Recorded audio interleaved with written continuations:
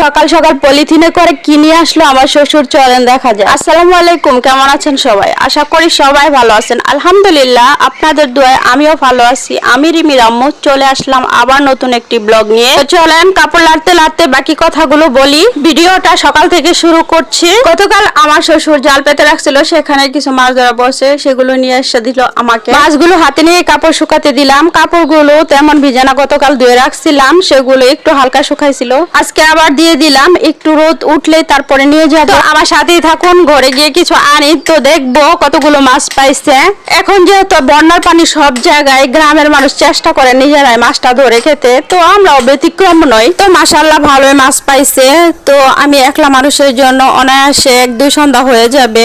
যাই হোক, মাছগুলো তাড়াতাড়ি কাটতে হবে, না কাটলে নষ্ট হয়ে যাবে, কারণ সারা রাত জালের ভিতরে ছিল আটকা পড়ে। মাছগুলো কাটার জন্য কিছু ছাই নিয়ে নিলাম। আমি ছাই ছাড়া মাছ কাটতে পারি না। এমনি বড় মাছ কাটা যায় ছাই ছাড়া, কিন্তু এগুলো মাছ একদম কাটা যায় না, অনেক পিছলা এই মাছগুলো।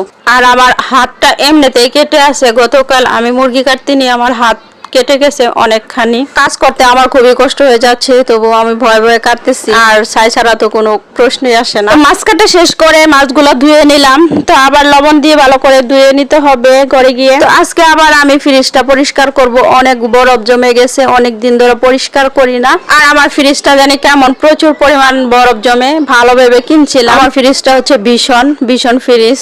তো আমরাই ভুল করছি, নন বরফওয়ালা ফ্রিজ কিনতাম, তখন আমরা বুঝি নাই, তাই কিনে ফেলছি। তো বাইরে এসে দেখি আমার শ্বশুর কাজ করতেছে। তো আমার কয়েকটা ডেকি মুরগি আছে, সেগুলোকে কুচে বসাতে হবে। তো আমি বলছিলাম বাবা ছোট ছোট করে কয়েকটা খাঁচা বানায় দেন। তো উনি সেই কাজই করতেছে। উনি এগুলো আবার বানাইতে পারে অনেক সুন্দর করে, শুধু খাঁচা না চালন গুলাও বানাতে পারে অনেক সুন্দর করে। তো এই তো এখানে 3টা মাত্র বানানো হয়েছে, আরো 3টা বানাবে। তো এগুলো দেখেন কত সুন্দর কিউট হয়েছে, তাই না? এগুলো ডিম বসানোর জন্য কেমন হবে বলেন তো? মুরগি কুচে বসানোর জন্য এগুলো দিয়ে কেমন হবে কমেন্টে জানাবে। তো অন্যদিকে আমার মেয়ে বসে বসে কান্না করতেছে, তার বাবা কখন আসবো। আমি বলছি বিকালে আসবো, তার জন্য আরো বেশি করে কান্না করতেছে। গতকাল রাতেও ঠিক মতো ঘুমায় নাই, একটু বড় বড় উঠে বলে আমার বাবা কই আসে না কেন। পোলাপান দেখছি, এমন পোলাপান দেখি না বাপের জন্য এত পাগল। আর তার বাবাও এরা ছাড়া কিচ্ছু বোঝে না।